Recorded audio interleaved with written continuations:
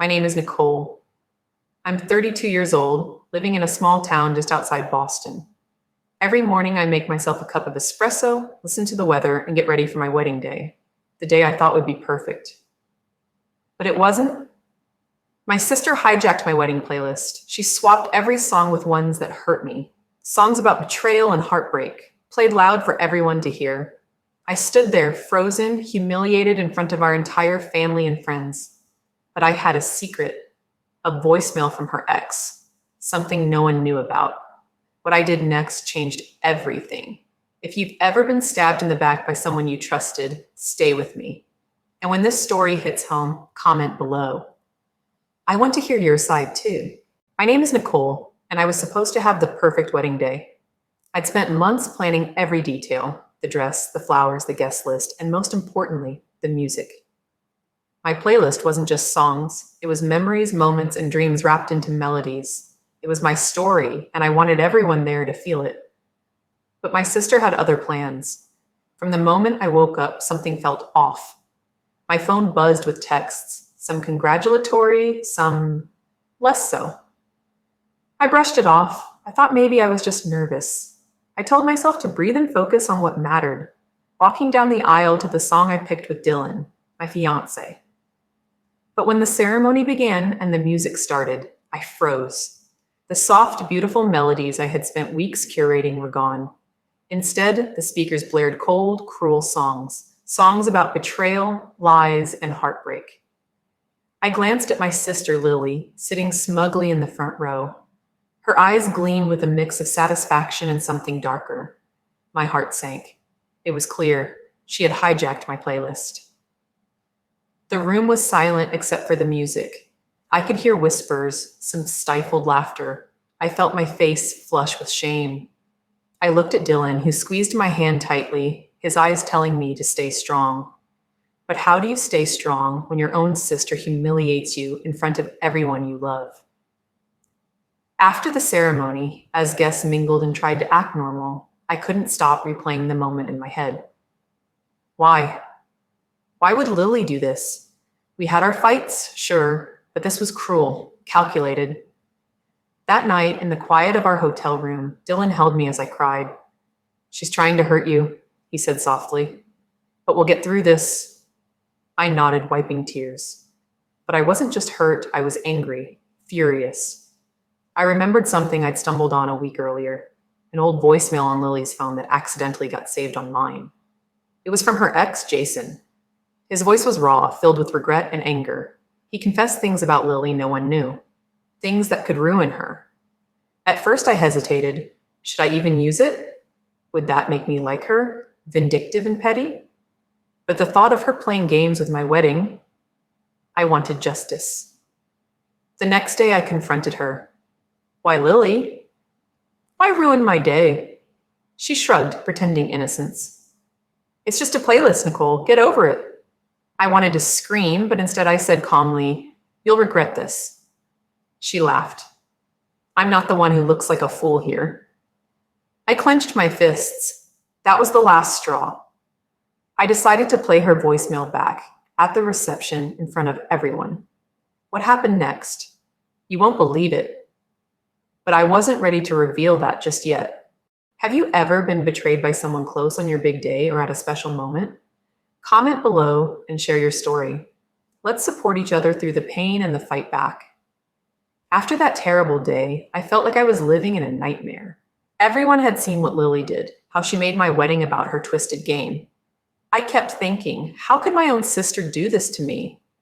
I didn't want to cry anymore. I wanted to fight back. But I had to be smart. Dylan was my rock. He kept telling me, "We'll fix this. Together." One night, I sat down with my phone and listened to that voicemail again. Jason's voice was shaky, filled with anger and regret. He said things about Lily, things I never expected. At first, I thought about ignoring it. Maybe it wasn't my place to dig up dirt. But then I remembered the humiliation I felt that day. I needed to take control. The next morning, I called Dylan. "I have an idea," I said, trying to keep my voice steady.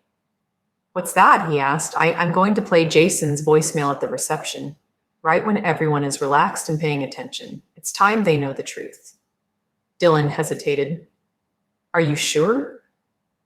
This could blow up in your face. I have to. I can't let her get away with this. We started planning carefully. I didn't want to look like the angry sister. I wanted to be the one with the truth. Meanwhile, Lily acted like nothing was wrong. She smiled, posted pictures on social media, and acted like she was winning. But I was ready. On the day of the reception, my heart pounded. I saw Lily laughing with friends, pretending she hadn't broken my heart. I waited for the perfect moment. When the music played and everyone was dancing, Dylan leaned over and whispered, "Now's your chance." I took a deep breath and walked to the microphone. The room quieted down. I have something to share, I said, trying to keep calm. I played the voicemail. Jason's voice filled the room, raw and real. He talked about Lily's lies and how she had used him. The room went silent. People looked shocked. Some whispered. Lily's face turned pale. She stood up, her voice shaking. That's not true. I shook my head. You always hid behind lies. Now everyone knows. Her friends looked unsure. My family looked confused. I saw my mother's eyes flicker with doubt. For the first time, I felt powerful, not because I was tearing someone down, but because I was telling my truth. But then Lily did something no one expected. She walked up to me and whispered, "You have no idea what you're messing with." I looked her in the eye. Try me. That night, as I sat alone with Dylan and Milo, I knew the fight wasn't over. But this time, I wasn't afraid. After that night, everything changed, but not the way I expected. The voicemail was out.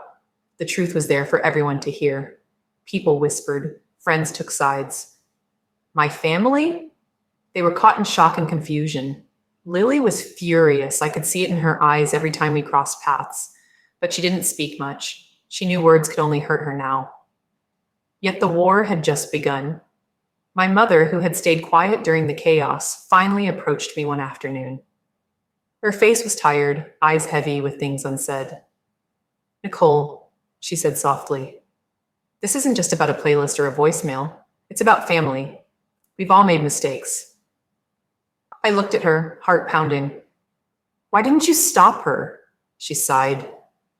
I was scared. I thought if I spoke up, the family would fall apart. I wanted to scream.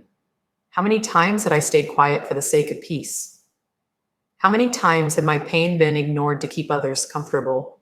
But I kept my voice calm. Peace built on lies isn't peace at all. That conversation stuck with me. I realized this wasn't just Lily's battle or mine. It was a family broken in silence and secrets. Meanwhile, Lily started digging. She found ways to turn people against me, whispered lies about me being the villain, about how I was using the voicemail to get sympathy and attention. It was painful, but I reminded myself that truth doesn't need defense. It shines on its own. Then came the unexpected twist. One evening, Dylan called me urgently. "Nicole, you need to see this." He sent me a video. It was Lily at a party, bragging about how she'd manipulated everyone, how she enjoyed watching me struggle. My stomach dropped. She was worse than I thought. I showed Dylan, "We can't let her get away with this." "No," he agreed, "but we have to be smart." We decided to gather proof. Messages, videos, anything that showed Lily's true side. We couldn't rely on just one voicemail anymore. Days turned into weeks. The tension grew, family gatherings became battles of glances and cold words. But something else happened. Some family members began questioning Lily's stories. They came to me quietly, saying they wanted the truth, that they were tired of the drama but wanted honesty. It gave me hope. I realized that winning this wasn't just about revenge, it was about healing. One night, as Milo slept beside me, I whispered, "Mommy's going to make things right." And I meant it. I wasn't just fighting for myself anymore. I was fighting for the future, for Milo's future. But even with all this, the hardest moment was yet to come. Lily wasn't done. The weeks following the party video were some of the hardest I've ever faced. Every day felt like walking through a minefield. I never knew when Lily would strike next or what she would say, but I refused to back down. Dylan and I spent hours organizing everything: texts, emails, photos, even recordings. We built a case that no one could ignore. One afternoon, my mother called me. Nicole, we need to talk. The family is divided and it's tearing us apart. I took a deep breath. It has to be this way. The truth has to come out. We arranged a family meeting, something no one wanted but everyone needed. The room was packed with familiar faces, all waiting for what I was about to say.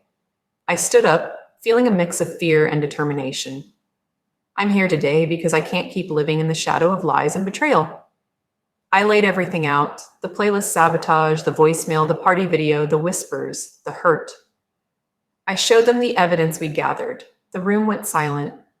Some people looked shocked, others ashamed. Lily sat frozen, her usual confidence gone. Then she stood and tried to speak, but her voice trembled. You don't know the whole story. I shook my head. I know more than you think. The tension was thick. For a moment, it felt like everything would explode. But then my mother surprised everyone. She stood and said, "It's time to stop blaming each other. We have to heal." That moment changed everything. Some family members started to speak up, sharing their own stories of pain and silence. It wasn't easy, but it was real. I looked at Lily, who avoided my gaze. I felt no hatred anymore, only sadness for what we've lost. As the meeting ended, Dylan squeezed my hand. You did it. I nodded, exhausted but relieved. Walking away from that room, I felt a weight lift from my shoulders. I knew the road ahead wouldn't be perfect, but for the first time, I believed in a future free from lies. Milo was waiting for me outside, smiling as always.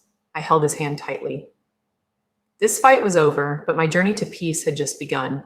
After that family meeting, things slowly started to change. It wasn't instant magic. Healing never is. But the silence began to break. Family dinners were still tense at times, but they became honest. People started talking, really talking, instead of hiding behind smiles and whispers. I learned a lot through this. First, that sometimes the people who hurt us the most are the ones closest to us. But I also learned that holding on to pain and anger only keeps us stuck. The real strength comes from choosing to forgive, not for their sake, but for your own peace. Lily and I didn't become best friends overnight. It's complicated. We have a history full of love, hurt, and mistakes. But now we talk. Not always easy conversations, but real ones. I believe one day we might heal fully, but that's a journey for both of us. Dylan has been my constant through it all. He reminded me every day that I'm worthy, not because of money, status, or approval, but because of who I am. Watching him love me and Milo, seeing Milo grow up without fear of judgment, that's my real victory. And Milo, he's my biggest motivation. I want him to grow up knowing that family can be messy, but love and truth must always come first. For anyone watching who's ever felt betrayed, judged, or silenced, I want you to know this. You are not alone. Your pain is valid and your story matters. It's okay to stand up for yourself. It's okay to demand respect and justice. And it's okay to walk away from anything or anyone that tries to break you down. This isn't just my story. It's the story of many women who have faced betrayal but found their voice and strength. If you're ready to take back your power, keep watching, keep fighting, and never forget, you are enough. Thank you for listening to my journey. If it moved you, please subscribe to this channel for more real stories that remind us all how strong we truly are. Share your thoughts or stories in the comments. Let's build a community that lifts each other up. Remember, your voice matters, your story matters, and you are worthy of happiness.